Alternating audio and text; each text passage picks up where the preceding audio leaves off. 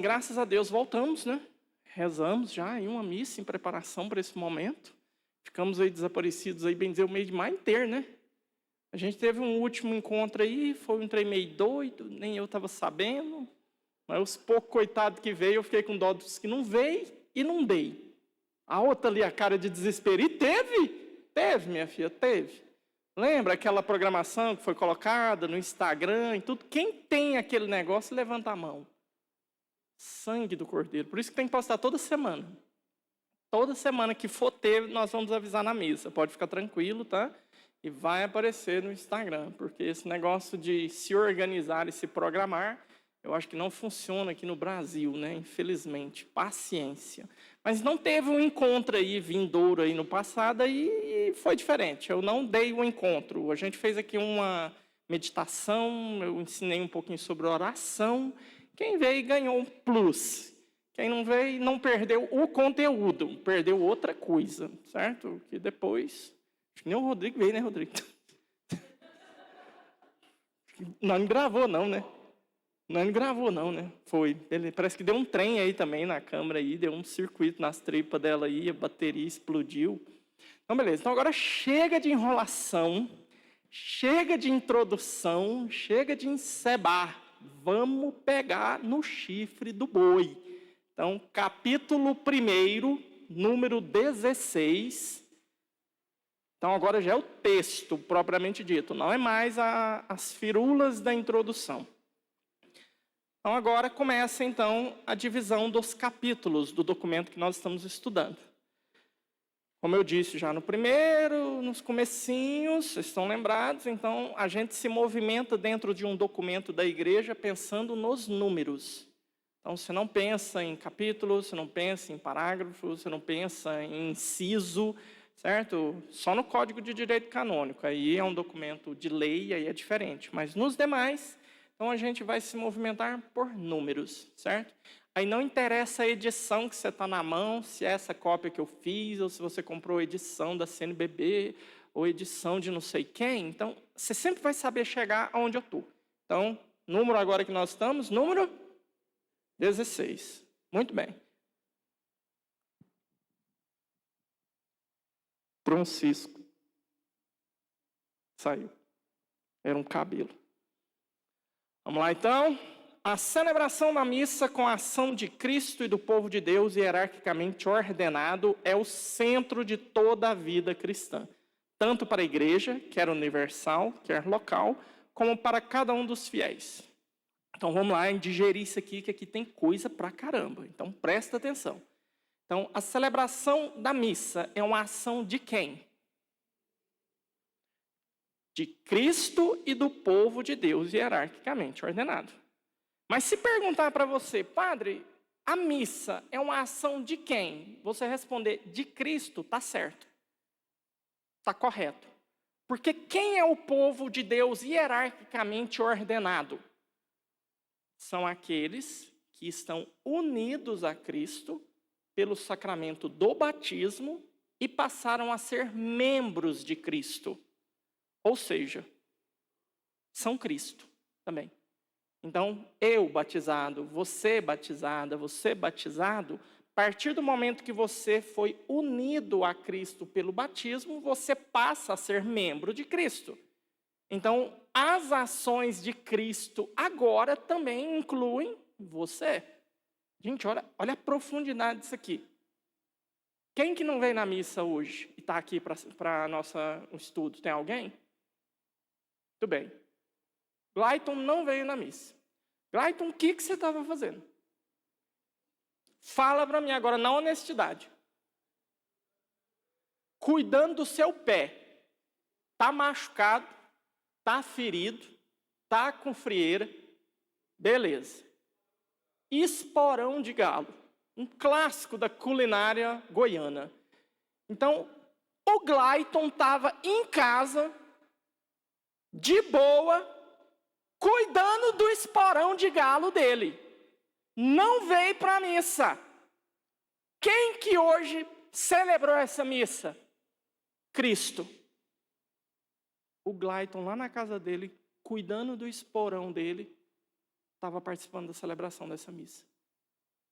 Não tinha jeito dele não estar. Porque ele está unido a Cristo pelo batismo. Por isso que toda missa, não interessa se é eu sozinho celebrando, ou se tem 10 ou se tem 100 mil. Toda missa. Quem que está presente nela? Cristo total. Não é só o Cristo cabeça. É o Cristo cabeça e o Cristo membros. Que membros? Todos. De que tempo? De todos os tempos. Então, os membros lá do Antigo Testamento estão unidos a Cristo nessa missa. Os que ele redimiu quando ele desceu à mansão dos mortos. Os santos estão unidos a Cristo nessa missa. Santa Teresinha, Santa Teresa d'Ávila, São Pacômio, São Filipe Neri, que nós celebramos hoje, todos. Agora é diferente quando você, Glaidon, depois de resolver o problema do esporão, consegue vir à missa. Aí você vai usufruir dos frutos de uma maneira diferente dessa presença mística, que quer você goste ou não, você está presente. Gente, olha que legal, então, todo dia, uma missa é celebrada, você está lá. De uma forma mística, você está lá. Porque se é Cristo que celebra, e se é Cristo inteiro, então você está lá. Então, se a gente parar para pensar nisso e pensar que no mundo inteiro tem uma missa celebrada toda hora, levando em consideração os fusos horários dos diferentes lugares onde está o cristianismo, nós estamos o tempo todo unidos a Cristo na Eucaristia. Gente, isso é loucura. Isso é loucura. Mas é essa a nossa fé. Então, se é Cristo inteiro que celebra, nós estamos unidos a Ele pelo batismo, nós estamos unidos a Ele em cada Eucaristia, em cada celebração. Ficou claro? Duvido. Reza isso. Leve isso para casa. Mastiga isso. Para depois você tentar engolir. Se você engolir agora vai dar indigestão. Beleza? Então é Cristo e o povo de Deus hierarquicamente ordenado. Todos nós. E o que é a missa? É o centro de toda a vida cristã. Tanto para a igreja universal, como local, como para cada um dos fiéis. Então, que igreja universal é essa? Não é a lá da General Joaquim Inácio. Não é essa igreja universal, certo? Quando o católico usa a expressão, a não ser que ele quiser se referir à instituição evangélica chamada Igreja Universal, não vou falar o resto porque senão vai dar processo. Então, quando a gente fala igreja universal, nós estamos pensando na igreja católica como um todo, certo? A igreja presente em todo mundo. Quando a gente fala igreja particular, o que nós estamos falando? Igreja local, certo? É a igreja presente em uma determinada territorialidade administrada por um bispo, certo? Então, igreja universal, igreja católica no mundo inteiro. Certo? Igreja local que você faz parte. Qual é a sua igreja? A minha Santa Teresinha do Menino Jesus. Não, a sua é a Diocese de Anápolis. Certo? A igreja local a qual você participa se chama Diocese de Anápolis. E aí, na Diocese de Anápolis, existem as paróquias. Aí o nome é paróquia, não é igreja local. Certo? Então, igreja local, igreja particular, aí a gente está falando de diocese. Isso é bom para você guardar essa nomenclatura, porque às vezes você vai ler um texto e fala isso. Às vezes você escuta um padre pregando uma palestra e fala isso. Ah, mas que igreja local é? Qual é esse local, gente? Onde é esse local que eu não sei? É o seu, filho de Deus. É o espaço territorial onde a sua igreja está sendo administrada pelo bispo Dom João Wilk, no nosso caso aqui. Ok? Agora, continuando aí, depois desse número 22, que é a citação. Nela quem? Na celebração, na missa. Culmina toda a ação pela qual Deus, em Cristo, santifica o mundo, bem como todo o culto pelo qual os homens, por meio de Cristo, Filho de Deus, no Espírito Santo, prestam adoração ao Pai. Nela se comemoram também, ao longo do ano, os mistérios da redenção, de tal forma que eles se tornam, de algum modo, presentes. Todas as outras ações sagradas e todas as obras da vida cristã com ela estão relacionadas, dela derivam e a ela se ordenam. Então, vamos lá, vamos mastigar mais um pouquinho isso aqui. Então, nela culmina toda a ação pela qual Deus, em Cristo, santifica o mundo. Existe uma frase de um santo do século III, chamado São Cipriano, que deu muita confusão e teve muita gente que brigou por causa disso. E hoje, se você falar ela fora de contexto, você caça briga com gente de outra religião.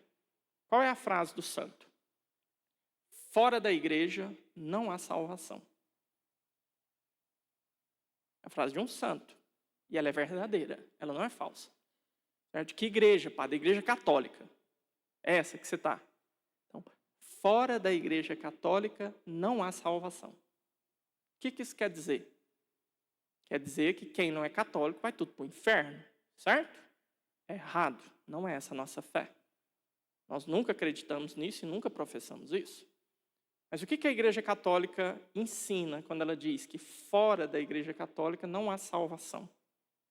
Está simplesmente dizendo que tudo o que Jesus fez, tudo o que ele conquistou, sofrendo a paixão, morrendo na cruz, ressuscitando, subindo aos céus, enviando o Espírito Santo, como é que essa salvação chega até mim? Eu, William Delfim de Santana, nascido em 14 de agosto de 1978, no hospital, eu acho que foi no Nossa Senhora Aparecida, se não foi, foi no Santa Paula, dos ventres da dona Delcy Guimarães de Santana, depois de um ato de amor com o seu Guilherme Delfim. Não, parar, né? Senão vai dar bobeira aqui, ué. Então, como é que essa salvação chegou para mim? Como que ela chegou?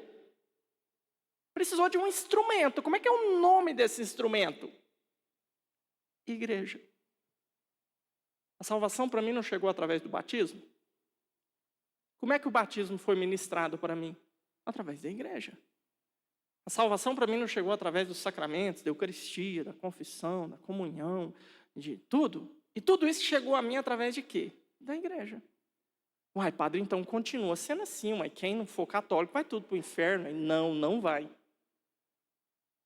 Porque um evangélico, você não pode falar isso para ele, gente. Se falar vai dar problema. Vai ser uma briga, vai ser uma confusão. Então não fala isso. Presta atenção. Aprende. É para você isso aqui.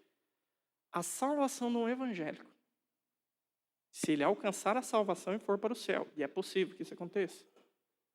A salvação de um ateu, é possível que um ateu também encontre a salvação. A salvação do Katsumoto, lá no Japão, que nunca ouviu falar de Jesus. Se eles alcançarem a salvação, é por causa de uma salvação que está sendo derramada na humanidade e está passando através de quem? Da igreja. É como um rio que abre-se em braços e chega nas mais longínquas distâncias, mas vem desse rio essa água, ela não vem de outro lugar. Ela não vem. Então, por isso que na missa, quando a gente reza a missa não é só para você e não é só para mim. A missa é uma ação de graças que é oferecida por toda a humanidade. Por todas as pessoas de boa vontade que querem conhecer a verdade e talvez não tiveram oportunidade. A gente vê isso de maneira sensível aqueles que participaram da celebração da Sexta-feira Santa. Depois da homilia, a gente faz umas preces. É só naquela celebração que acontece isso. Ali a gente pede explicitamente pelos judeus, pelos muçulmanos, pelos ateus, pelos evangélicos. A gente pede por eles, gente. Olha que coisa linda. A gente reza por todos aqueles aos quais nós estamos unidos na fé em Cristo. São os evangélicos. Por todos aqueles aos quais nós estamos unidos na fé num Deus único. São os judeus, são os muçulmanos. Por todos aqueles que buscam a verdade de boa vontade. Ou seja, não são nem católicos, não são evangélicos, não são nada. Eles não são nada, mas eles estão procurando a verdade. A igreja reza por todos eles. E se eles alcançarem a salvação, eles vão alcançar pela igreja. Mesmo sem entrar de maneira objetiva na igreja. Então, entendeu isso? Então, fora da igreja não há salvação. Ou seja, o que essa frase significa? Sem a igreja católica não existiria salvação para ninguém. Para ninguém. Certo? Entendeu por que Jesus fez tanta questão desse negócio aqui não sumir? Porque se esse negócio aqui sumir, acabou. Ninguém mais escapa. Por isso que ele fez uma promessa. As portas do inferno não prevalecerão sobre ela. Ela nunca vai acabar. Nunca. Beleza? Entendeu? Duvido. Leva para casa. Mastiga. Depois engole. Então, uma vez que a gente então compreende a grandeza disso, então por isso que nela culmina toda a ação pela qual Deus santifica o mundo, certo? Agora, nela se comemoram também, ao longo do ano, os mistérios da redenção. Então, o que aqui o nosso documento está citando? Ele está fazendo uma referência um pouco indireta ao ano litúrgico, certo?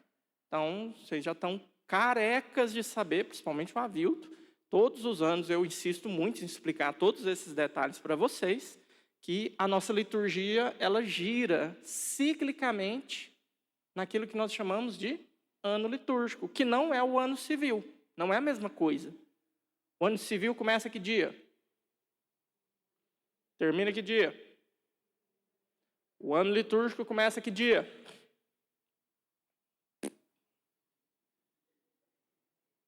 Fala aí, meu filho, não deixa eu morrer de vergonha aqui, não. Isso, saiu aqui. Mas primeiro, nas vésperas do primeiro domingo de Advento, ou seja, no sábado à tarde do primeiro domingo de Advento, começa o ano litúrgico. E termina que dia? Saiu ali? Hã? Cristo Rei. Então, o ano litúrgico começa com o Advento e termina com Cristo Rei, que é a última semana do tempo comum. Então, tem Advento, depois do Advento tem Natal, depois do Natal começa o tempo comum é interrompido pela Quaresma, vem a Quaresma, depois vem a Páscoa, terminou a Páscoa, volta para o tempo comum, vai o tempo comum rodando até chegar no Advento. E aí, no meio, é intercalado com as festas, as solenidades, certo? Dos santos, algumas outras festas. Mas, então, é isso que está falando aqui sobre esse tempo que vai sendo como que fazendo os mistérios presentes, ok? E, por fim, todas as ações sagradas e todas as obras da vida cristã, com elas estão relacionadas, dela derivam e a elas se ordenam. Isso aqui é uma maneira simpática de trazer presente a definição que o catecismo dá da missa. Da Eucaristia, mais precisamente. A Eucaristia é fonte e ápice de toda a vida cristã. Então, tudo que nós vivemos e somos deve vir da Eucaristia e nos levar para a Eucaristia. Foi domingo, eu estava atendendo confissões aqui, e aí no intervalo entre uma confissão e outra, quando abriu a porta e fechou a porta, graças a Deus a vedação aqui é fantástica. Você pode gritar lá dentro na hora que você estiver confessando, que ninguém vai escutar. Ainda mais que estavam fuar aqui e tudo e tal. Mas nesse intervalo eu ouvi uma frase do Padre Carlito que eu achei fantástica. Ele mencionando que a ação de graças de uma missa começa quando você comunga e termina na próxima Santa Missa. Certo? Então, é uma maneira simpática e poética de dizer o quê? Que a Eucaristia é a fonte e o ápice de toda a vida cristã. Tudo vem dela e leva para ela. Gente, essa é a maneira perfeita de você descobrir o que tem na igreja que presta e que não presta. É só você aplicar esse princípio. Só isso aqui. Ai, padre, vamos fazer um movimento aqui na igreja, uma pastoral nova. Como é que é essa pastoral? Aí você fala, inventa, enfeita e tudo e tal. Não, o critério não é se é um negócio exótico, se vai ser bonito, se vai chamar a atenção, se vai juntar gente. O critério é: isso está sendo inspirado da sua intimidade com Cristo na Eucaristia? Ok. Isso vai aproximar as pessoas da Eucaristia? Se não vai, não serve. Para a Igreja Católica, não serve. Ai, padre, vamos fazer um evento assim, uma noite, um luau, um trem assim, beleza, bora lá, vamos fazer uma loucura. Vai levar as pessoas para a Eucaristia? Vai aproximá-las da Eucaristia? Não? Então não serve para nós. Não serve. Entendeu? Então, assim, isso aqui é muito sério. E a igreja, em certos ambientes, em certas circunstâncias, ela perdeu um pouco essa noção aqui. Ela estava mais preocupada em chamar as pessoas do que em mostrar Jesus Cristo na Eucaristia. Mais preocupada em aglomerar pessoas do que conduzi-las até Jesus Cristo. E a igreja não foi feita para juntar gente. A igreja foi feita para conduzir a Cristo aonde? Na Eucaristia. Então, se a igreja católica não está fazendo isso, tem alguma coisa errada, não está servindo. Perdeu o rumo, está desnorteada. É claro que a igreja católica nunca vai perder o rumo e vai ficar desnorteada, mas igrejas físicas, paróquias físicas, conduzidas por pastores, sim, nós podemos errar. Nós podemos ficar um pouco desnorteados e acharmos que vamos ter que inventar a roda de novo, descobrir o fogo de novo e trazer o povo para a volta da igreja. Entendeu? Então, por isso, fica bastante atento na sua paróquia, na sua igreja, a esses detalhes. Certo? O que está acontecendo aqui na nossa paróquia? Ah, tem isso aqui, tem isso aqui, tem isso aqui, tem isso aqui, tem isso aqui. E aí fica atento se tem alguma coisa que nós estamos fazendo que não está levando as pessoas, inclusive você, para a Eucaristia. Se tiver, deixou de ser igreja, virou ONG. Pronto, é outra coisa. Mas não é mais a instituição de Jesus Cristo. Tá bom? Beleza? Segue adiante, número 17. Por isso é de máxima importância que a celebração da missa, ou ceia do Senhor, aqui são nomes, certo? São especificações simplesmente para a gente entendendo que a gente fala com vários nomes. É o sacrifício da missa, é a ceia do Senhor, é missa. A própria palavra missa, gente, ela é muito estranha. De onde que vem essa palavra? Te lembra alguma palavra? Vamos lá, gente, só falta uma letrinha para virar outra palavra. Opa! Rato! Isso mesmo, missão, tá vendo? É só dar uma dica, vocês pegam, né? Então, o que tem a ver missa com missão? De onde que inventaram esse nome? Esse nome veio da despedida da missa, em latim. Quando a missa, até hoje, a missa, se ela for celebrada em latim, ela é terminada dessa forma. Eu acho que a tradução ficou muito esquisita, ficou muito nada a ver, mas paciência, né?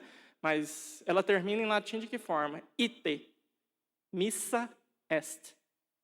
Então, ite é um verbo imperativo. Vai. Literalmente, a missa acaba com o padre mandando vocês embora. Vai embora! Aí o que significou? Missa est. Missa é missão. Est é o verbo ser, é. Então a missa termina assim. Vai. É missão. Ou seja, o que você pegou aqui não é para você, é para levar para o mundo. Então vai iluminar esse mundo. Vai ser sal da terra, vai ser luz do mundo. Aí nós traduziu, né? Ide em paz, que o Senhor vos acompanhe. Nossa, não dá vontade de chorar. Paciência, né? É bonitinho, né? Ide em paz, que o Senhor vos acompanhe. Cadê a pressão? Cadê a presença? Vai trabalhar, vagabundo. Não tem. Aí ficou doce o negócio.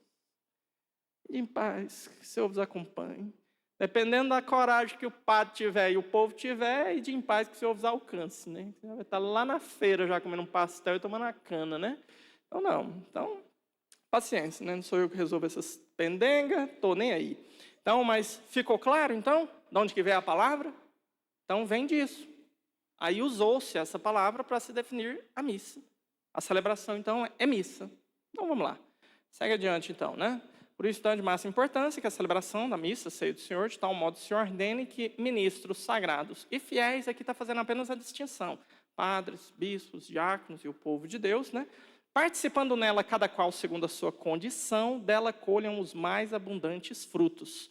Foi para isso que Cristo instituiu o sacrifício eucarístico do seu corpo e sangue, e o confiou à igreja, sua amada esposa, como memorial da sua paixão e ressurreição.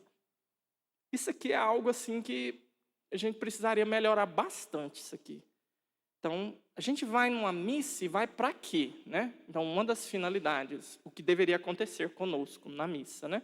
Eu deveria ser capaz de ir lá na missa e colher abundantes frutos. Depende do padre que você colha frutos na sua Santa Missa? Sim, é claro, né? Pelo amor de Deus, né? O padre também tem que ajudar, né? Então, o padre está aqui para pregar a palavra, para celebrar a missa direitinho. Você precisa entender a missa, por isso que aí Paulo VI, né? Mudança, Concílio Vaticano II, então pronto, está em português agora você entende, beleza, vamos lá. Então, o rito por si só, ele tem que dizer algo, certo? Então, não tem que estar inventando doideira, não tem que estar inventando rito, não tem que estar inventando moda, certo? Um dia desse eu estava comentando com um padre aí, gente daqui, padre nosso aqui de Anápolis, ele comentou que chegou um povo lá na paróquia dele para comungar, e o povo chegou e, na hora de comungar, os caras batiam no peito e faziam um negócio assim, bem diferente.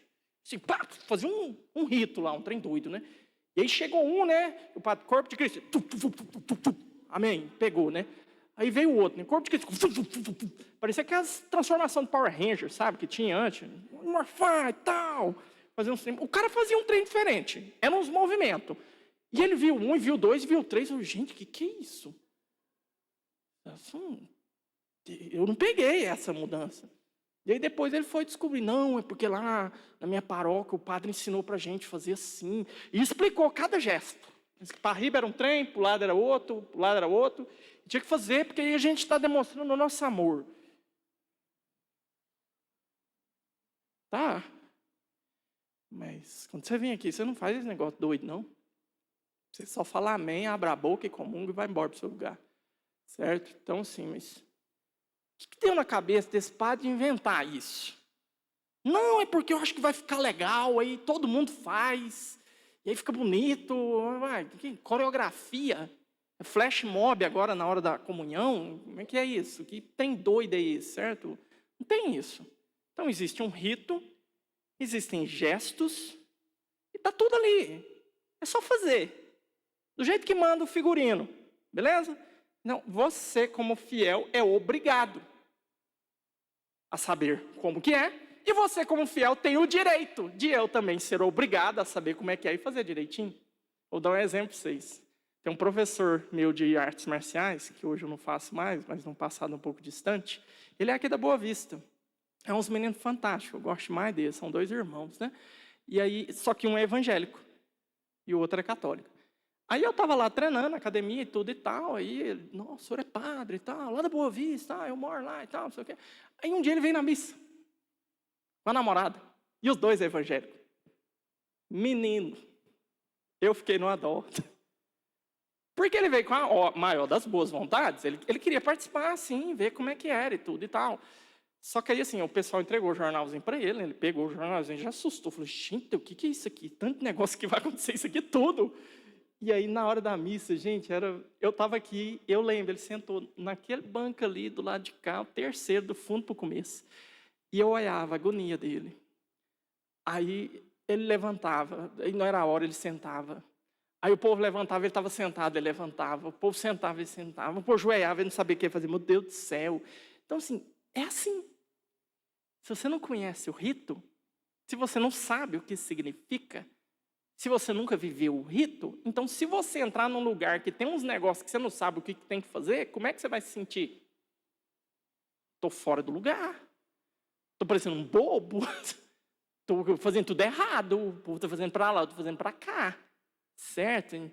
Minha época da Jovem Guarda, época do Cícero, da Silva, assim, a gente ia para as festas, tinha o tal dos passinhos.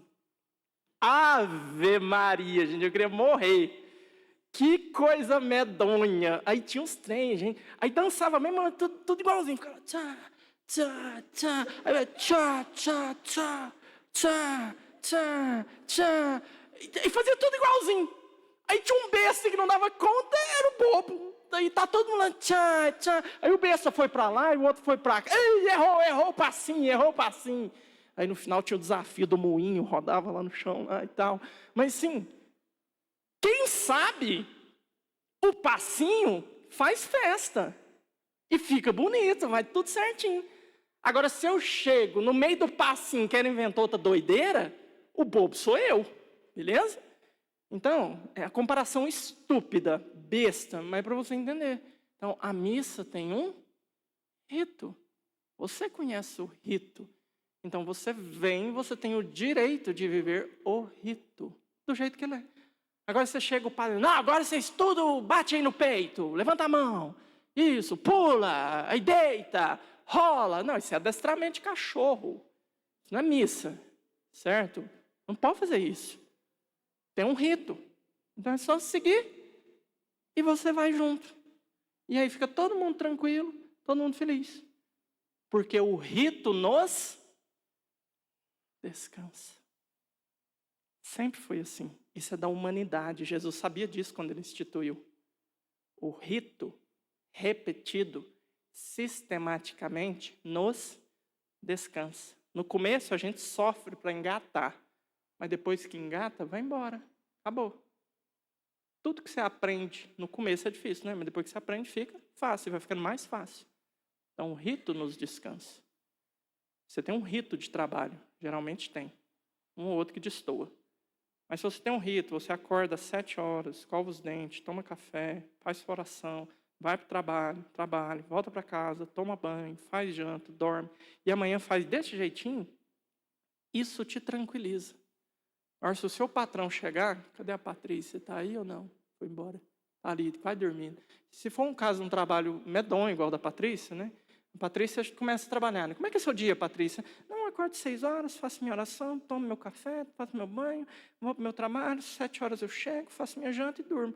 Ele, nossa, é assim o seu dia? É, essa semana foi. Semana que vem eu vou trabalhar das 3 horas da manhã até 4 horas da tarde. Mas o que é isso? Ele, não, é porque lá é assim, a gente muda de turno. Ah, não, e aí, acostumou? Não, estou quase acostumando, só que agora a gente voltou. Agora eu começo a trabalhar meio-dia e vou até meia-noite. Por isso que a minha fica desse jeito, olha a cara dessa menina. Coitada, eu tenho dó. Então, assim, mas por quê? Porque ela não tem rito, tadinha. Ela é escrava de uma empresa malvada, né? Paciência, não vou falar o nome, eles não estão te vendo, tá? Então não vai dar processo não, fica tranquila, tá? Então, mas quando a gente vive um rito, a gente descansa. A gente está adaptado, a gente vai tranquilo. Agora, se você chegar na missa, cada dia que você chegar na missa, tiver uma doideira diferente, tiver um passinho diferente, aí... Ó o quê? Meu Deus. Esse aí já tá ficando bom, né? Ou vou fazer um moinho no final aqui para quem ficar até o fim. Deus me livre. Bora lá, gente, segue adiante. Então, entendemos aí esse ponto. Vamos para o 18 agora. Tal finalidade, qual finalidade? Os frutos. Nós temos que ir na missa e receber frutos. Então, tal finalidade só pode ser atendida se, atentas à natureza e às circunstâncias peculiares de cada assembleia litúrgica, se ordenar toda a celebração de forma a conduzir os fiéis àquela participação consciente, ativa e plena de corpo e espírito, ardente de fé, esperança e caridade, que a igreja deseja e a própria natureza da celebração reclama, e que por força do batismo constitui direito e dever do povo cristão. Olha que direito, hein? Vocês têm o direito de uma celebração tranquila, clara, ordenada, organizadinha, tudo e tal, para que você então possa vir à missa e colher o quê? Os frutos da redenção. Então você tem que sair da missa, literalmente a palavra é carregado. Carregado de graça, carregado de luz. A palavra de Deus tem que ter iluminado ali você. Você tem que sair da missa literalmente sabendo o que você vai fazer essa semana. Como é que você vai viver essa semana, certo? Então, por isso que, para nós padres, isso é um desafio. Por quê? Porque vocês têm a obrigação de participar de uma missa dominical. E eu tenho a obrigação de celebrar 6, 7, 8, 4, 5, depende. Tá, ok, beleza. Mas aí você vem na missa domingo à noite, a última missa da paróquia. E aí eu venho celebrar. Aí eu chego aqui, nossa, velho. Celebrei 5 missas já, dei palestra, não segue, padre me encheu o saco. Ter que ir lá dar uma palestra sábado, oh meu Deus do céu. É verdade, não é mentira não. Quem vir na missa meia-noite não vai me achar não. Deve estar o nome dele ali na escala de eu vou lá dar palestra para ele vem cá rezar a missa para vocês. E cansado, morto já, nossa, fedendo, não deu nem tempo de tomar banho. Aí chego para celebrar a última missa da noite e falo, vai, vou sapecar essa missa aqui no 12. Estou nem aí. Vou sair daqui, vou chegar aqui, tomar um banho, jogar um pé forfesaio para poder dar sono e vou dormir, que se exploda esse povo. Não posso. Porque é a única missa que você vai participar.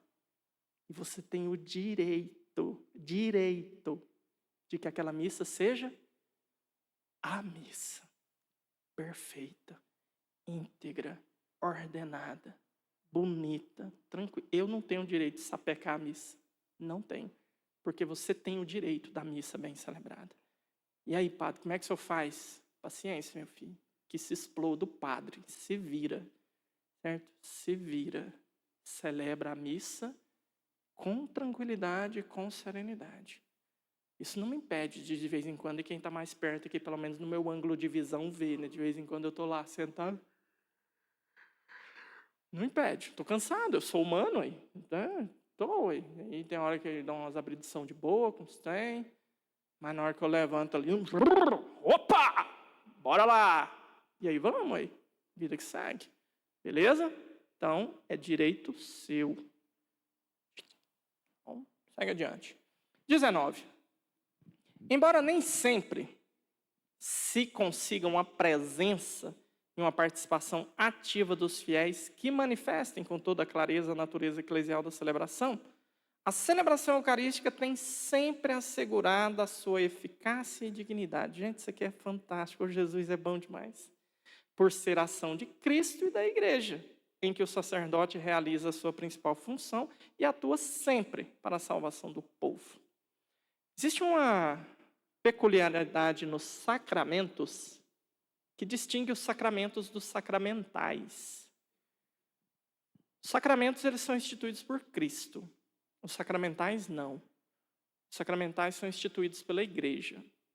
Para entender mais claro, assim, os sacramentos quem inventou foi Jesus. Os sacramentais quem inventou foi a Igreja. Eu digo Igreja, é o magistério da Igreja, o Papa, os bispos, certo? Então, qual que é a diferença do que é inventado por Jesus e do que é inventado pela Igreja? A eficácia. A eficácia do que Jesus inventou, já que é ação dele, não tem perigo de dar ruim.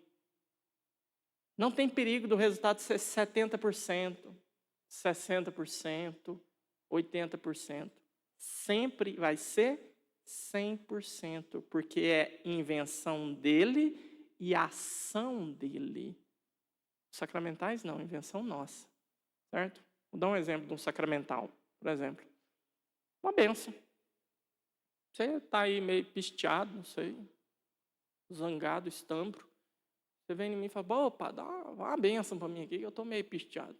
Eu dou uma bênção para você. E aquela bênção não é um sacramento. Ela é um sacramental. Jesus não inventou bênção para dor de barriga. Foi nós que inventou. Certo? Jesus não inventou as coisas que nós... Jesus não inventou água benta. Não inventou. Jesus não falou, gente, vocês pegam a água, abençoam e jogam na cabeça do povo. Inventou, foi a igreja que inventou esse negócio. Certo? Então, os sacramentais, eles dependem do sacerdote, da intenção do sacerdote, da pessoa que vai receber, de um monte de coisa. Eu posso pegar, por exemplo, a água benta, é água benta, não tem jeito de não ser, tá? Eu abençoei, é água benta. Eu posso pegar a água benta e jogar numa pessoa, e jogar noutra pessoa, e eu jogo nessa aqui, não faz diferença nenhuma. A aguinha do padre, beleza. E eu jogo no outro, o outro converte. O outro muda de vida, por causa de 3 gotas de água benta.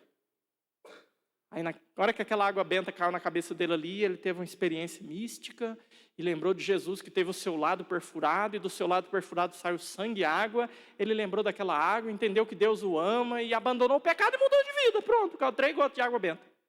É possível.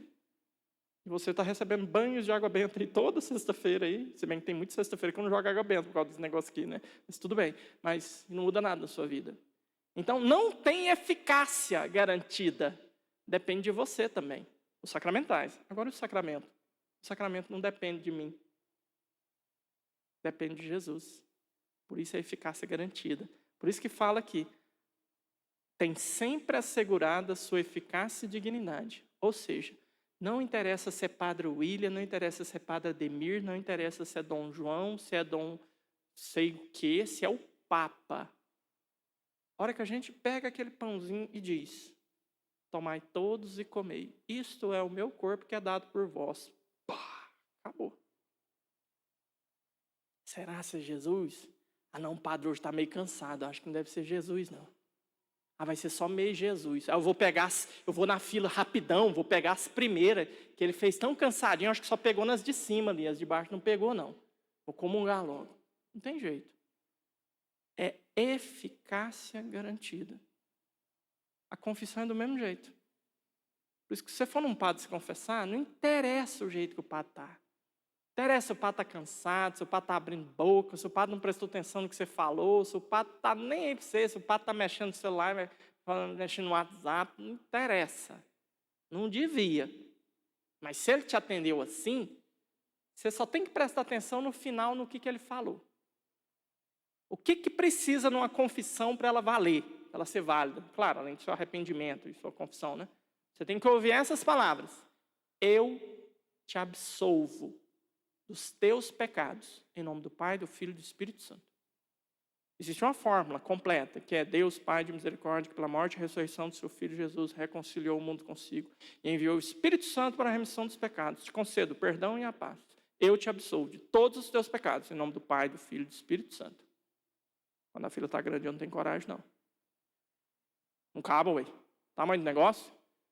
Então a igreja, na sua misericórdia, mostrou o caroço do piqui. Imagina, gente, num mutirão de confissão, com 6.000 pessoas aqui para confessar, Deus, Pai de misericórdia, que pela morte e ressurreição do seu Filho Jesus reconciliou. Deus, Pai de misericórdia, pela morte e ressurreição do seu Filho Jesus. Pai nosso que está em seu... Opa, não é essa não, é outra. Não vai acabar nunca. Então, qual que é o caroço do piqui? É eu, tá? Eu, Padre William. Não. É a ação de Jesus. Então, quem é esse eu? Não é eu, Padre William. É eu, Jesus. Eu estou emprestando a minha boca para ele. Então, eu te absolvo dos teus pecados. Em nome do Pai, do Filho e do Espírito Santo. Se você ouviu isso do Padre, não interessa as circunstâncias. Desde que ele tenha a intenção. E se ele está ali atendendo confissão é porque ele tem a intenção. Ou seja, se tiver alguém aí agora que arrependeu dos pecados e acha que isso que valeu, não valeu, tá? Pode confessar. Não tinha intenção nenhuma de perdoar vocês, que eu não estou atendendo confissão. Então, se o padre tem a intenção, é garantido que o perdão aconteceu. Garantido, não tem dúvida. Ai, padre, eu vim confessar de novo, porque eu fui lá e confessei com o padre. Eu não senti assim que perdoou.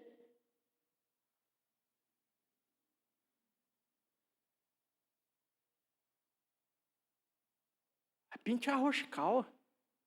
Vou falar, vai pintar um macaco, não, porque é feio, né? Vai pintar minha cachorra. Você não tem que sentir nada, não, criatura.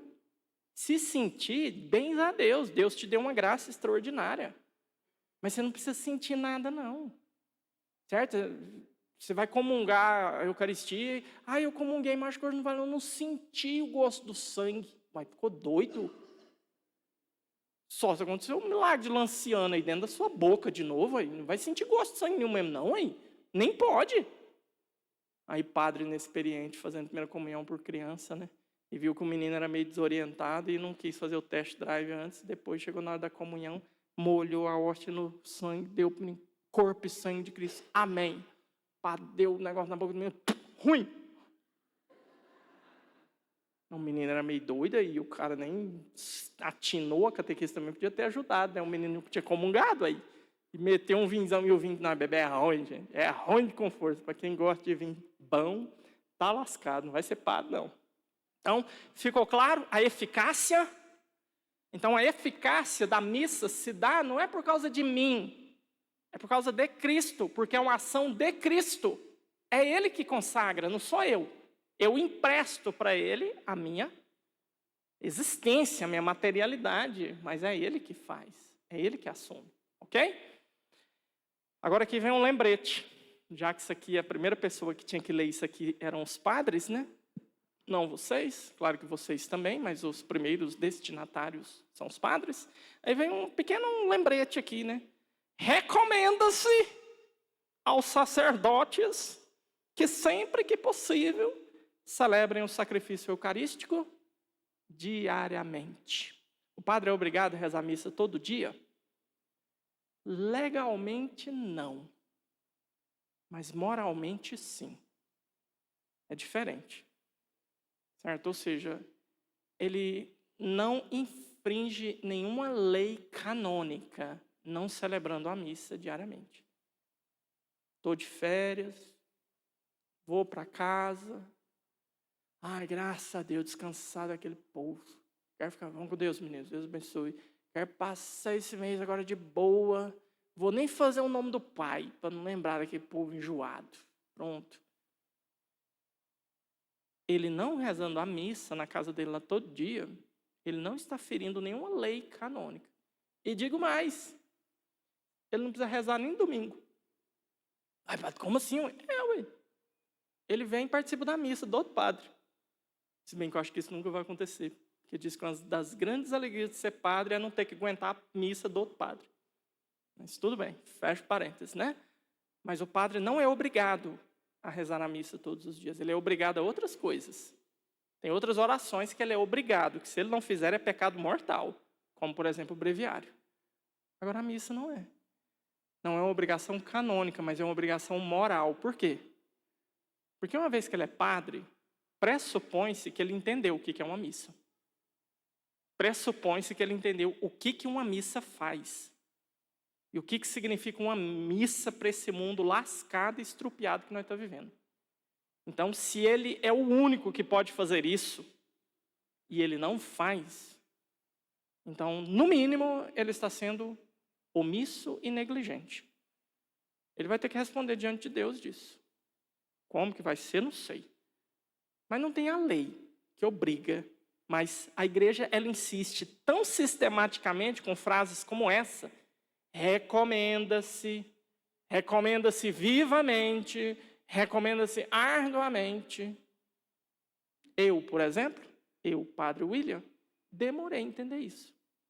Demorei. Eu não rezava missa todo dia quando eu fui ordenado. Não rezava. Eu rezava missa no dia que tinha gente. Eu estava numa paróquia com outro padre. Tinha dia que tinha uma missa só no meio de semana. Ele que ia rezar. Mas para que eu vou rezar aqui, sozinho, eu aqui? Não. Vou rezar não, é besta. E passei anos desse jeito, não foi dias, foram anos. Até a ficha cair, eu falei, gente, a hora que eu vi o que o meu sacerdócio estava virando, a hora que eu vi que tipo de padre que eu estava virando, batendo de 308, 0 quilômetro aí, com roda 17, a hora que eu vi que merda que eu estava fazendo com aquilo que Deus me confiou, eu falei, tá errado, aí você ficou doido? Aí começou um processo de conversão. Hoje eu rezo, meu amigo. Todo dia, graças a Deus. Manhã mesmo eu não tenho missa com o povo. 7 horas da manhã, sozinho em casa, vou estar rezando missa amanhã. Inclusive a Rosa está aí ou não. Rosa tem que levar um corporal sanguíneo. Pelo amor de Deus, que eu estou saindo em casa. Então me lembra, e o Grace me lembra. Você que é meio sacristã também. Então, mas tem que rezar. Todo dia. Não pode ficar sem. Se a gente não ama isso, se a gente não valoriza a importância disso, como é que eu vou querer que vocês se importem com missa? Como é que eu vou querer que vocês queiram participar de missa diária? Valorizar a Eucaristia? Não vai nunca. Vocês são aquilo que eu sou, um pouquinho pior. Geralmente é assim, entre padre e povo de Deus. Padre top, top, top, top, santo, santo, santo, santo. Um povo santo. Um padre santo, um povo bom. Um padre bom, um povo medíocre. Um padre medíocre, um povo lascado. Um padre lascado, o povo vai tudo para o inferno. Tudo. Mas é assim, gente, porque vocês têm que pensar assim, olha tudo que eu faço e que eu tenho que fazer. Tudo que eu tenho tempo e sou obrigado a fazer. Vocês não são. Então, eu não posso deixar que vocês me passem. Eu não posso. Eu tenho que estar acima de vocês na santidade. É obrigação minha. É obrigação minha. Por isso que de vez em quando vem um confessar aqui, eu começo a ver que ele está me passando. Espera para você ver. Eu arrocho o pé no acelerador e vou embora. Não, larga você para trás, meu amigo. Você não vai peitar comigo, não. Tinha padre amigo meu que ia lá para a catedral, não sei o que e tal. Ai, eu vou ter que pregar na catedral. Aí lá tem médico, tem juiz, tem não sei o que. Eu falei, e daí? E daí? Não, mas tem um juiz lá que ele fez teologia lá na faculdade de Navarra, na Espanha. Eu falei, e daí? Ele tem o tempo que você tem para rezar? Duvido. Ele tem o tempo que você tem para ler a palavra de Deus? Duvido. Ele tem o tempo que você tem para comer Jesus ali, ó, na Bíblia, nos livros, na oração? Ele não tem. Então você é obrigado a levar para ele uma profundidade da palavra de Deus que ele nunca vai chegar sozinho. Nunca. Nunca. Então não tem medo nenhum de pregar em lugar nenhum. Pode me chamar para qualquer buraco. Eu vou e vou na cara dura. Por quê? Porque eu sou obrigado a ser íntimo dele. E se eu não for, aí você está tudo lascado. Então vocês rezam para eu ser, viu? Vocês rezam. Porque da minha santidade depende muito da de vocês. Não é que é uma dependência absoluta, mas pelo menos relativa é. Então, arrocha no acelerador se vocês querem que eu cresça. Quero que eu veja vocês crescendo, eu vou no vácuo. Não, meu amigo, aqui não. Deixa eu passar pela esquerda aqui, não estou nem aí, vou embora. Certo? Então, é assim deve ser a vida do padre.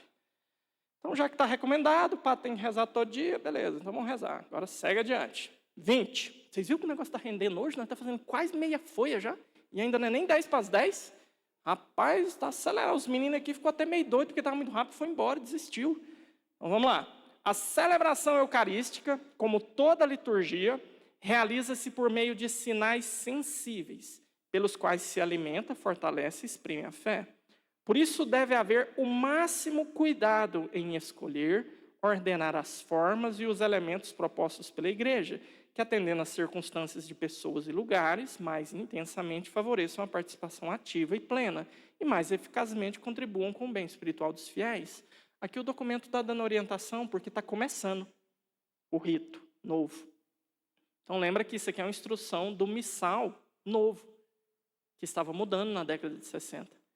Então, as circunstâncias estavam mudando, mudou a disposição da igreja, mudou a disposição do padre, mudou a participação do povo. Então, aqui, esse documento, ele é um documento geral, por isso que é a instrução geral, que dá os princípios, para que depois a igreja vá aplicando isso em cada circunstância específica. Por exemplo, esse final de semana passado a gente falou nesse, agora já era notícia velha, eu nem mexi mais. Mas, por exemplo, a paz de Cristo. É um rito, certo? É um rito. Aqui no Brasil, como que é a paz de Cristo? A gente pega na mão, sacode a mão e fala paz de Cristo. E o outro também fala paz de Cristo. Beleza. Não é assim em todo lugar no mundo. Tem lugar que se você for brasileirão, esculhachado, chegar na hora da paz de Cristo, desejar a paz de Cristo uns aos outros, vai ficar no ar. O cara vai olhar para você assim e vai dizer, olha isso aqui, ó. Acabou. Não vai nem baixar, não, é só isso aqui, ó. Pronto. Paz de Cristo. Paz de Cristo. Acabou, aí. É cultura. É um rito adaptado a uma determinada realidade para que possa haver uma participação mais plena e eficaz. Se não tem nessa cultura desse determinado país, essa pegação que nós temos, para que nós vamos obrigar eles? Do mesmo jeito, se chegasse aqui no Brasil hoje, falar só, gente, a partir de agora a paz de Cristo é só isso aqui, ó. Nós ia ficar doido? Como assim, padre? Quer pegar, quer abraçar, quer beijar, quer morder. Nós é assim, ué. Nós é esparramado, nós é uns bichos esquisitos, certo? Então, não tem jeito. Se for fazer um negócio aqui meia boca, nós quebra o pau, não dá certo não. Certo? Então, o rito, ele é adaptado à circunstância e à cultura. Beleza? Ficou claro? Tem uma parte da África que... Quem falou isso foi um bispo, tá? Foi eu que estou inventando, não. Um bispo que conhece, que teve lá, que diz que tem uma parte lá da missa lá que tem uma hora que eu não lembro se é o Pai de Cristo, que negócio que é, diz que o povo bate a bunda um no outro. Diz que é um trem que tem lá, que para eles, na cultura deles, significa e tudo, e o povo fica lá, Tem. Eu falei, vem, Deus me livre e guarde, né, para um lugar desse. Deixa eu aqui pega na mão do povo mesmo, né? Mas fecha o parêntese cultural, né? Então, essa adaptação ela vai acontecendo por quê? Porque aqui o documento ele está orientando para essa mudança que está chegando, né? Que para nós já é bem antiguinha, mas o documento é esse, né? O objetivo dessa instrução, agora aqui, ó, para que nós estamos lendo isso? Para que nós estamos estudando isso? Olha aqui, número 21. O objetivo dessa instrução, desse documento, é traçar as linhas gerais, porque se há de regular toda a celebração eucarística e expor as normas a que deverá obedecer cada uma das formas da celebração. Então, uma coisa são os princípios, outra coisa é a aplicação desse princípio numa realidade determinada. Ok? Princípio. Você deve participar da missa inteira aos domingos e dias de festas de guarda. Isso é um princípio. Ok? Se você não fizer isso, você está em pecado grave e precisa se confessar. Ok? Ok. A aplicação desse princípio vai ser feita em cada circunstância, avaliando-se todos os eventos. Ai, padre, eu não vim na missa. Não, por quê? Porque eu não gosto do senhor e não vou com a sua cara. Beleza, você vai para o inferno, então. Se você não for na missa por causa disso, e não quer ir em nenhuma outra, certo? Não vou em missa porque o senhor é muito feio. Então pronto, vai para o inferno. Que esse motivo aí não serve, não. Agora, mas e você, também não foi na missa? Não fui. Por quê? Não, porque eu estava deitado de cama, com 39 graus de febre, tendo convulsão, doente, quase morrendo. Beleza, hein? Não tem pecado aí. Então, eu pego o princípio e aplico nessa situação e não tem como eu dar a essa pessoa uma culpabilidade, porque ela não escolheu. Aí, participar de missa inteira. Padre, eu cheguei 10 minutos atrasado. Por quê? Não, porque eu estava arrumando o cabelo e não gostei e mudei. Então, você não participou da missa inteira por culpabilidade sua, por sem vergonhice sua. E você, por que chegou atrasado? Não, eu cheguei atrasado porque eu saí de casa e furou o pneu, eu fui trocar e tudo e tal, e atrasei um pouquinho. Beleza, não tem culpabilidade dessa pessoa. Ele não caçou o prego na rua e passou por cima do prego. Certo? Então, entendeu? Uma coisa é o princípio, outra coisa é a aplicação dele na casuística, em cada caso. Beleza? A celebração da Eucaristia é da maior importância para a igreja particular. Aqui o 22 ele como que dá quase como que um títulozinho, porque ele vai explicar nesses dois que vêm abaixo, né? Então, já que é algo tão importante para a igreja particular, o que é uma igreja particular mesmo? Porque tem igreja particular e tem igreja pública, né? É isso, né? Ou não? O que é uma igreja particular? Uma diocese. Então, a diocese de Anápolis. Certo? Então, igreja particular e igreja universal. Então, aqui ele está falando agora de uma igreja particular. Então, por quê? Aí, logo em seguida, de quem que ele começou a falar? O bispo diocesano é quem administra uma parcela da igreja chamada igreja particular, no nosso caso, diocese de Anápolis.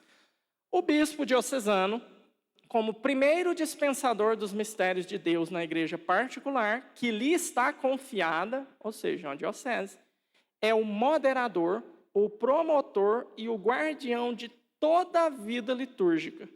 Nas celebrações por ele presididas, principalmente na celebração eucarística com a participação do presbitério, diáconos e do povo, manifesta-se o mistério da igreja. Esta celebração da missa deve, pois, ser exemplar para toda a diocese. Então, aqui, o que ele está tentando nos ensinar e recordar para quem já sabe? O bispo é o liturgo local. O bispo é aquele que modera, que cuida, que zela e que faz com que a liturgia seja como a igreja quer que seja. Então, essa responsabilidade é minha em segundo plano, mas em primeiro plano ela é do bispo, certo? Então, é o bispo que determina como a liturgia é. E ele faz isso servindo-se dos princípios que a igreja passa para ele. Certo? Então, quem determina se algo muda ou não na nossa liturgia por alguma circunstância é o bispo, não sou eu. Por exemplo, quando chegou a pandemia, começou a pandemia, e aí a gente começou a voltar a participar das missas. O bispo se manifestou e disse, não é para ter paz de Cristo. o rito pegar na mão. Por causa da pandemia, coisa e tal, coisa e tal, coisa e tal. O bispo que determina. Não sou eu, padre, que aqui vocês podem pegar, porque aqui não tem Covid, não. Aqui nós é de Jesus, e Jesus vai proteger nós, e vai todo mundo para o hospital de campanha, depois morre lá. Então, não. Não é o padre que inventa isso. É o bispo que decide. Uma outra coisa que teve, por exemplo, na época da pandemia. O bispo falou, não é para ninguém receber a comunhão na boca. É para receber na mão. Para evitar o contágio. Certo? O bispo falou. Então, o padre obedece. Pronto. Mas tem um padre, não, aqui nós dá comunhão na boca mesmo, porque é Jesus, e sei o quê, e tem Covid, não. Morre gente, morre padre, pronto, né? E fica uma beleza, uma alegria só, né? Então, assim, quem que manda é o bispo. Sou eu. Se você acha que você tem vocação para mandar, então você começa a ajoelhar e rezar e pedir a Deus para você ser bispo. Porque aí você arruma um lugar para você mandar e deixar todo mundo doido, igual você. Mas quem manda é o bispo, não sou eu. Eu não tenho autoridade. Ah, mas o bispo não sabe nada. Vai falar com o Espírito Santo, que baixou aquele chapéuzinho cor-de-rosa na cabeça dele. Se você tem algum problema, então vai resolver com ele, não é comigo. Não é comigo. Esses dias eu perguntei para um bispo como é que fazia aquele chapéuzinho, você acredita que me falaram? Sabe aquele cor-de-rosinha que fica na cabeça? Parece uma coinha.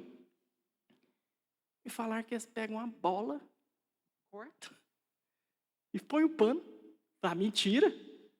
Aí um falou, pelo menos o meu foi assim. Mentira sua, você é doido. Isso aqui deve ter uns material mais elegante, né? Fecha parênteses, né?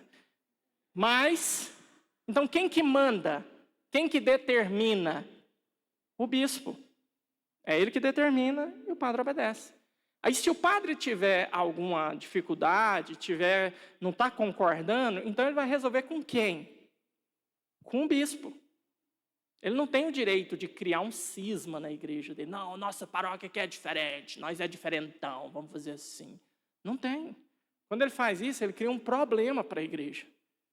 Aí cria esse negócio que vocês de vez em quando chegam na gente e vêm perguntar. Ai, padre, por que na igreja tal é assim, aqui é assim?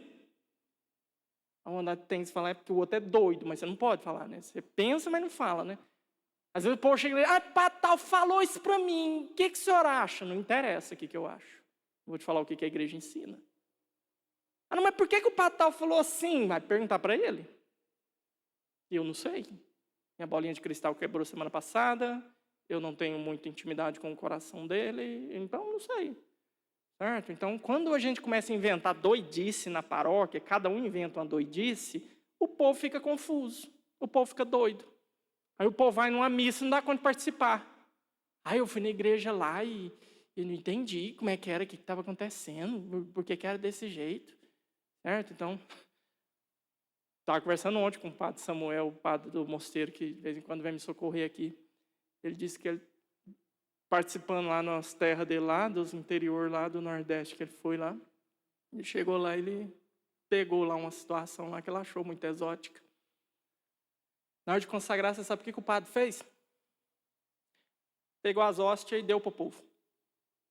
Pôs na mão do povo. Toma aqui a hóstia, todo mundo, estica a mão, estica a mão, estica a mão. Aí, toma a hóstia, toma a hóstia, toma a hóstia, toma a hóstia.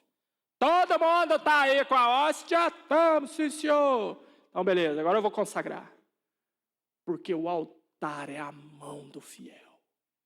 Pá, que bonito, hein? Que profundo.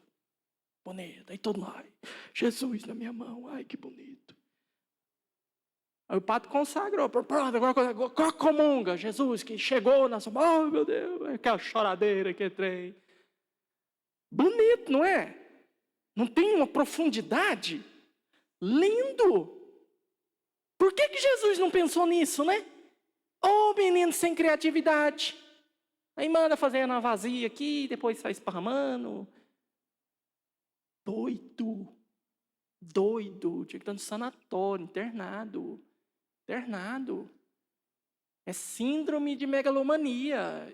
Eu sou maior do que o Papa. Eu vou inventar uma missa diferentona aqui.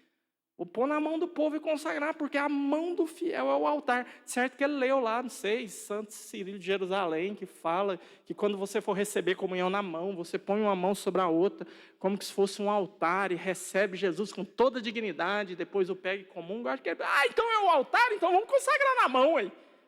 Doido, certo? Não pode, certo? Não pode. Por quê? Porque não foi o bispo que inventou essa loucura, foi um padre.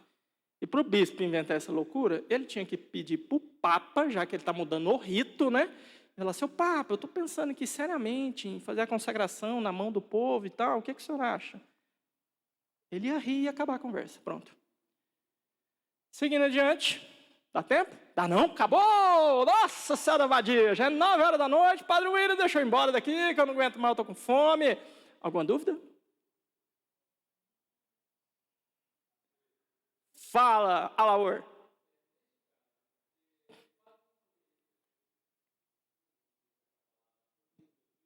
Claro, poderia. Você usou o verbo no tempo correto, futuro do pretérito. Eu diria outra palavra, deveria. Mais do que poderia, deveria. Mas aí entra o quê? Entra uma série de circunstâncias. Entra aí o zelo, o cuidado. Você tem que pensar que nós, para o bispo, somos o que vocês são para mim. Vocês são os meus filhos. Nós, padres, somos os filhos dele. Então, nós vamos tentar, eu vou tentar fazer com vocês, diante das suas misérias e dos seus pecados, da melhor maneira, para te tirar da miséria sem perder você. O bispo pensa da mesma forma. Então, sim, é responsabilidade dele. Se ele faz e como ele faz, aí ele vai responder diante de Deus. Aí não sou eu. Eu vou responder diante de Deus do jeito que eu faço com vocês. Certo? Então, assim, por isso que a gente nunca tem o direito de julgar. Porque a gente não sabe o que está por trás. A gente não conhece toda a história, todas as circunstâncias. Então, assim, existem casos em que, tipo, o padre fez aí uma doidice aí o povo se organizou, foi lá no bispo e passou o BO. Eu acho uma trairagem. Então, assim, antes de fazer o BO e levar para lá e fazer uma denúncia pública, então, assim, tipo, poderia se organizar, né? E chega no padre, fala, padre, olha, tá estranho esse negócio aí, não sei, eu nunca vi isso. É assim mesmo. Você viu o que o documento falou? A missa do bispo é a referência. Então, o bispo tem que celebrar direitinho. Porque se você for na missa do bispo, você tem que ver a missa mais católica que existe. Porque com ela você compara as outras, a dos padres. Agora você vai ver a do bispo certinho. Você vai na de um padre, você vê um trem meio doido. Fala, ó, seu padre, tá meio estranho esse negócio, tá não? Sei, isso fez uns negócios aí que não tinha, esse negócio do... Não tinha, isso eu inventou esse trem, mas tem que fazer isso mesmo. O senhor acha que é prudente, lícito, salutar, que vai nos aproximar mais da Eucaristia? Vamos pensar de novo. Talvez não foi o Espírito Santo que te inspirou isso aí, foi o espírito de porco. Sei. Então, vamos tentar mudar. Vamos voltar àquele método antigo, tradicional, de só falar amém e abrir a boca. Posso não? Não. Senão não dou comunhão. Certo? Então, aí depois de conversar com o padre, aí sim, vai lá no bispo e desce o cacete. Vai, junta a galera aí, movimenta, vamos lá, vamos fazer passeata lá na porta da casa do bispo. Baixo-assinado. Mas, gente, assim, a responsabilidade é dele, então é ele que tem que resolver a situação. Não adianta você vir chorar para mim os pecados do outro padre. Já teve casos em que eu orientei as pessoas, falei, não, vocês vão ter que ir no bispo, porque você chegou, conversou, tentou, não resolveu, então vai lá e conversa, vê o que ele pode fazer. Um diz o outro, esse filho é dele, não é meu não. Eu sou irmão, mas filho meu não é não. Beleza? Mais alguma coisa? Se não, não. Quando é que é a nossa próxima? Quem está aí com o calendáriozinho? Fala para nós aí, Andrés. Vê aí para nós já deixar aqui sacramentado, que senão vocês ficam viajando na maionese. 2/6. Então, semana agora na outra, né? Já é sexta que vem? Eba! Uma atrás da outra, dobradinha. Olha aí, hein? Então vai ser bom, é tranquilo. Então, sexta que vem, para aqueles que tiverem coragem e fazer aí um segundo round aí, pegar o embalo e não parar mais. Eu já tirei férias, tá? Em abril. Então, não tem mais não, agora só em outubro. Então, vocês pegam aí que o negócio vai moendo 12 agora, tá bom? Ficar de pé. O Senhor esteja convosco. Abençoe-vos, Deus Todo-Poderoso, Pai, Filho e Espírito Santo. De paz, que o Senhor vos acompanhe. Deixa eu ir ali pegar meu sanguíneo, porque senão amanhã eu não rezo missa. E aí vocês estão lascados.